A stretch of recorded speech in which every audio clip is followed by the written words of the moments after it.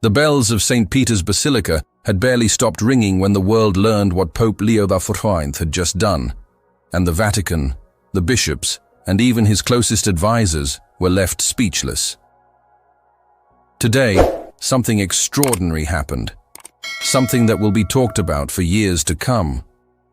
In a solemn but shocking decision, Pope Leo XIV has officially handed over his former cardinal title, the ancient and powerful suburbicarian Diocese of Albano, to none other than Cardinal Luis Antonio Tagle. But this wasn't just a ceremonial act. No, this was a message, a thunderous signal cloaked in tradition, but blazing with prophecy, because the Diocese of Albano is no ordinary title. It is one of only 7 suburbicarian sees in the Catholic world, each tied deeply to the heart of papal governance. These are not handed out lightly, and Albano was once held by Leo XIV himself, before he ascended to the throne of Peter. Now he has given it to Tagle, publicly, deliberately. Why? From the moment this news broke, speculation exploded behind the marble walls of the Curia. Whispers in corridors, eyes cast downward in thought. Some call it succession planning. Others say it's a sign of rising favor. But many, including those within the Vatican's inner circles, fear it may hint at something even more profound, a shift in the Church's spiritual axis. Because Cardinal Luis Antonio Tagle is no ordinary man either. Born in the Philippines, formed in the fires of faith, shaped by mercy, driven by mission. His heart burns with evangelization, with a passion that echoes the apostles. But that same passion has earned him both deep admiration and fierce resistance. He's been called the Asian Francis, a man of the people, emotional, empathetic, ever ready to weep with those who weep. His homilies spark tears, his stories echo with hope, his smile is disarming. And yet, some say he is too soft, too expressive, too unpredictable. But Pope Leo sees something else, something deeper, something others have missed. And today, the world saw what that something is. The moment this announcement was made, veteran Vatican watchers paused. Headlines swirled. Cardinal Tagle's face appeared across screens from Rome to Manila. His appointment wasn't just a reshuffling of titles. It was a statement of direction, of momentum, of the kind of church Pope Leo may be silently constructing, and it wasn't random. It happened on May 24th, a date many believe will now mark the beginning of a new chapter, because to give Albano is to give weight, legacy, power. And beneath that weight lies a question. Is this the Pope's chosen successor, or is Cardinal Tagle being positioned for something even more volatile, a mission that might place him in the line of fire? For behind this symbolic gift is a Pope who knows exactly what he's doing. Leo XIV has been calculated, calm, and incredibly deliberate in his early actions. The first American Pope in history, elected on May 8, 2025, he is not just breaking cultural molds, he's breaking spiritual ground. In just a few weeks, he's already stirred the conscience of the Church, advocating for peace in Gaza, condemning attacks in Ukraine, and warning of the dehumanizing forces of artificial intelligence. He speaks not just to bishops, but to the world, and now, to the youth. In just days, he will address thousands of young people in Chicago at Rate Field Stadium, sending a message to the next generation of Catholics. But today, with the appointment of Cardinal Tagle to Albano, he may have just sent an even more electrifying message to the Church's leadership. Prepare for change. Because in the shadows of this decision lies a prophecy unspoken. The handing of Albano may not be the end of a legacy, but the beginning of a divine transition. The Church remembers moments like this. Moments that don't just happen. Moments that are orchestrated. Moments that echo with the whispers of heaven. So what is Pope Leo really planning? Why now? Why Tagle? And what does this mean for a church already trembling with signs, visions, and warnings? Stay with me. because we are just beginning to unravel the mystery. And as the sun dipped behind the ancient domes of Rome, casting golden shadows over the cobblestone streets, the silence inside the Vatican palaces grew thick. Not with peace, but with anticipation. Something had shifted, and those who could feel it, truly feel it, knew this wasn't just about Albano. This was about succession, about trust, about prophecy, because Pope Leo XIV, the man known for quiet strength and deep discernment, had made his boldest move yet. And he did it not with a grand speech or public ceremony, but with a signature, a gesture, and a name. Tagle, the same Cardinal Tagle who once wept in a Manila slum while blessing a dying mother. The same man who spent nights ministering to the forgotten. The same cardinal who, when asked about power, said, "If you cannot kneel before the poor, you do not deserve to lead the church." And now, he's been given a seat at the table of ancient power. But why now? Those who know Vatican history understand the gravity. The suburbicarian dioceses are not honorary, they are sacred. They are soaked in centuries of papal tradition. Cardinals who hold them are not mere advisors. They are electors, mentors, and in rare moments, forerunners. Albano has been held by the men who eventually became popes, or kingmakers of popes. So when Pope Leo handed over this title, many in the College of Cardinals froze. Not from fear, but from realization. This wasn't just about Tagle. It was about the storm on the horizon, the subtle tremors shaking the marble floor beneath the church. Something is coming, and Tagle may be the bridge between the fading age and what's next, and still some resist. Within hours, quiet voices rose in corridors rarely visited by outsiders. The words were whispered, but clear. Tagle is too compassionate, too progressive, too close to the poor, too public with his tears. But perhaps that's exactly what Pope Leo wants. Because Leo XIV, a theologian in Rome, a missionary in Peru, a servant among the broken, is not interested in showmanship. He is, like Francis before him, deeply committed to a church that bleeds with the people. But unlike Francis, Leo's path has been one of both scholarship and steel. He listens, yes, but he calculates, strategizes, sees the battlefield. And this move with Tagle, it may be the opening gambit in a much larger war for the soul of the church. A war not of bullets or armies, but of theology, vision, and voice. There are already rumors. Unconfirmed, raw, dangerous. Some say Pope Leo intends to elevate new figures to rebalance the church's hierarchy. Others claim secret letters have been sent to cardinals in Asia and Africa. A reminder that the future is no longer centered on Europe, and others, the most daring, whisper that Tagle may be part of a contingency plan, not just to lead, but to suffer. Because with elevation often comes sacrifice. And in the church, every rise is also a test. Will Tagle stand firm when the fire comes? Will he speak truth when it costs everything? Is he being prepared not for comfort, but for crucifixion? The pattern is ancient. Moses before Pharaoh, Peter before Nero, Francis before a dying world, and now, Tagle before history. What chills many observers is not what was said, but what wasn't. There was no press conference, no dramatic photo op, just the papal decree. Simple, clean, surgical, as if to say, the real drama has not begun yet. Meanwhile, on the streets of Manila, bells rang. Crowds gathered in parishes. Young priests smiled with tears in their eyes.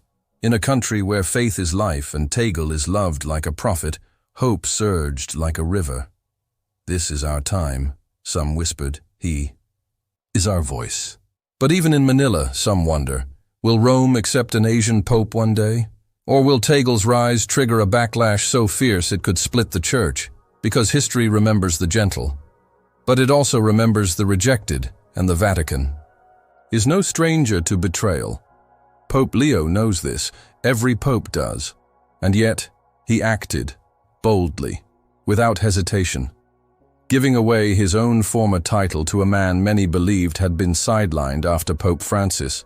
Instead, Tagle has re-emerged, not as a fading ember, but as a torch lit anew.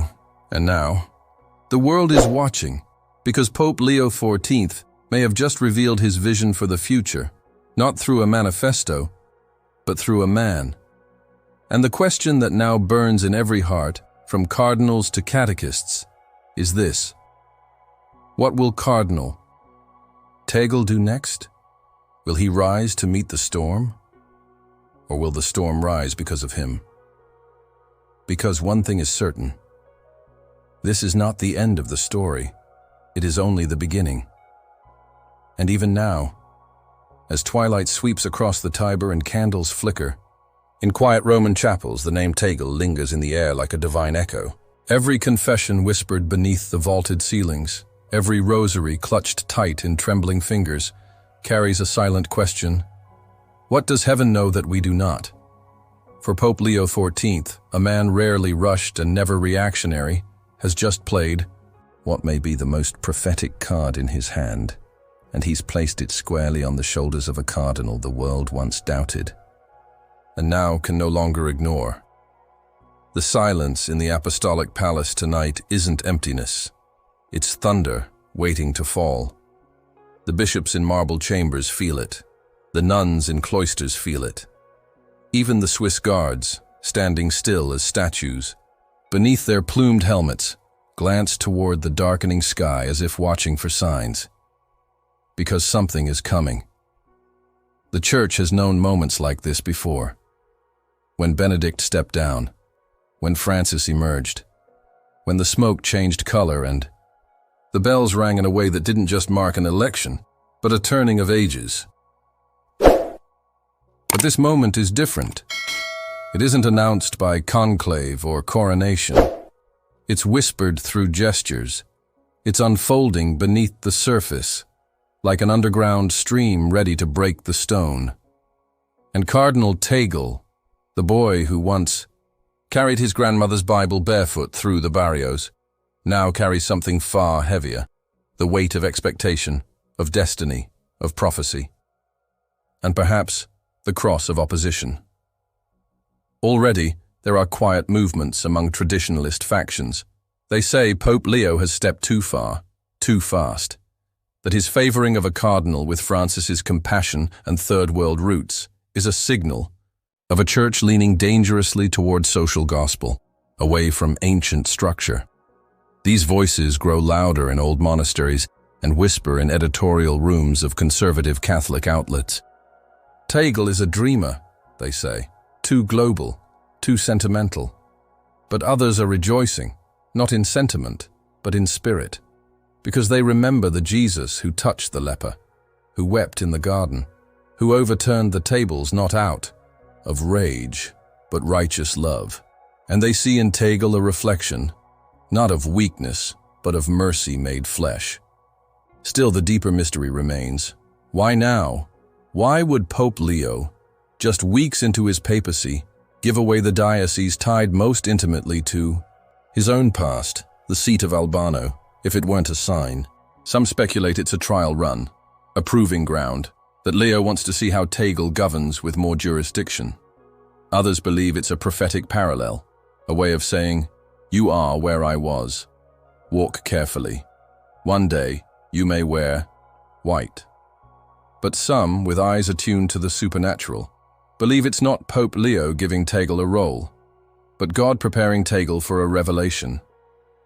Because the times are not normal. Visions have returned. Prophets are rising. Secrets, long buried in the archives of Fatima, Garabandal, and Akita, are being revisited by theologians who never expected to read them again. Even the Marian apparitions are aligning. And in their messages, there are warnings about division. In the hierarchy, about shepherds who lead and those who deceive. About a church that must pass through her own crucifixion before resurrection. Could Tagle be a key? Not just to leadership, but to survival. His appointment to Albano comes not just as a surprise, but as a disruption, a challenge to every silent agreement made in the halls of power, a reminder that the Spirit still moves where it wills, even if it topples the plans of men. And Pope Leo is watching. He has not explained himself. He has not justified the appointment. He doesn't need to. Because those who understand the Church's rhythm know the loudest messages are not shouted. They are lived, and Tagle, from the very beginning, has lived a message of mercy, of joyful suffering, of obedience with fire still in his eyes. But make no mistake, that fire will be tested. There are already hints that Cardinal Tagle may soon be sent on a global mission to mediate peace, to represent the Pope in hostile territory, or even to serve as a spiritual counterweight to factions rising in rebellion. His schedule has changed, his advisors have gone silent, and his appearance at recent Vatican briefings has drawn unexpected attendees, people who do not attend unless something critical is in motion. Is he being prepared for confrontation or for coronation? Because if something were to happen to Pope Leo, God forbid, who else now stands in his shadow, cloaked in the memory of his past title, already walking in his former shoes? The Church has always known how to read signs, and this is one no one can ignore. Even the marble of St. John Lateran seems to hum tonight, as if aware. Because somewhere between divine orchestration and human decision, a new chapter is being written, one inked in prophecy, pressed by fire, and guarded by angels. And Cardinal Luis Antonio Tagle may be at the center of it all, and so the night deepens in Rome, but the weight of what has just occurred grows heavier with every passing hour. It is not just the streets that stir with murmurs, it is the heavens themselves. Something invisible has shifted, something ancient has awakened. As Cardinal Luis Antonio Tagle kneels in silent prayer before the tabernacle in the quiet of his private chapel, perhaps even he feels it, that chill that rides beneath the warmth of devotion, that haunting, electric stillness that only comes before the storm. He has accepted the title of Albano. He has bowed in humility. But does he yet understand the storm into which he has just been summoned? Because this is no ordinary appointment. And the Albano title is no ordinary title. It is the gateway of legacy, a diocese older than some nations, a seat used by bishops who, in centuries past, whispered in the ears of kings and warned popes of coming doom. And now, it has been placed into the hands of a man from Manila, a man who weeps when he speaks of the poor, a man who speaks more of mercy than judgment, a man whose mere presence seems to both inspire awe and ignite resistance in the hearts of the Church's most powerful. But why would Pope Leo XIV make such a move so early in his reign? That question has already echoed through the chambers of the Secretariat of State. Cardinal after cardinal has been called into hushed meetings, not for celebration, but for strategy. This decision was not run through committee. It was not massaged through consensus. It was delivered, and that terrifies them, because Pope Leo XIV, despite his peaceful countenance, does not play small. He is, after all, the Pope who invoked peace in Gaza with a single thunderous sentence. The Pope who summoned global leaders to the Vatican to confront the crisis of AI before it devours the human soul. The Pope who rejected the traditional tiara and instead chose a symbol of brotherhood, a shepherd's cross made from the nails of a sunken refugee boat. And now he has given away Albano to Tagle. And beneath the surface of this gentle act lies a deep and ancient tremor. In secret briefings, Vatican analysts have begun drawing lines from Tagle to the unfulfilled prophecies of the East.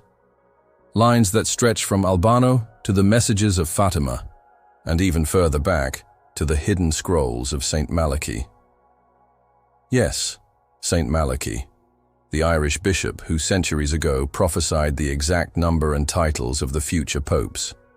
According to his writings, Leo XIV may not be the last.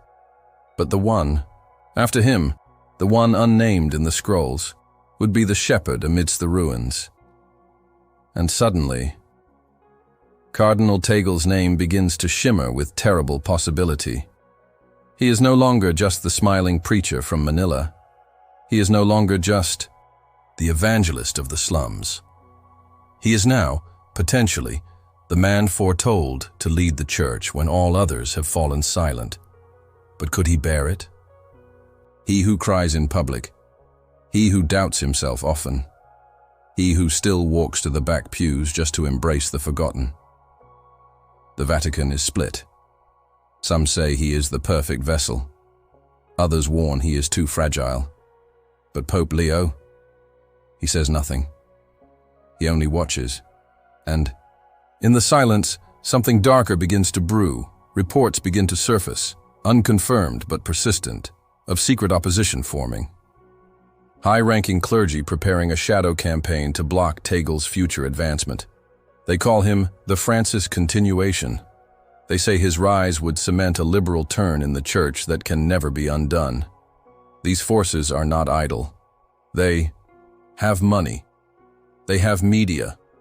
They have allies deep within the Curia, and they have no intention of allowing Albano to become the springboard to the papacy. But what they don't know, what no one yet realizes, is that the story unfolding is not political. It is prophetic. Because just last night, as the ink dried on the papal decree, a letter arrived at the Apostolic Palace. It was old, handwritten, carried by a nun who claimed she found it locked in a forgotten drawer beneath the archives of the Holy Office. The letter was dated 1957. It bore the seal of Pope Pius XIV, and what it contained may be the key to everything. According to those who glimpsed it before it was sealed again under highest classification, the letter referenced a vision Pius claimed to have received shortly before his death. In it he saw a pope named Leo, followed by a bishop in red from the islands of the East. This bishop, said the letter, would not rise by vote, but by miracle. He would not seek the papacy, but it would find him, and he would face betrayal, not from outside the church, but from its very heart.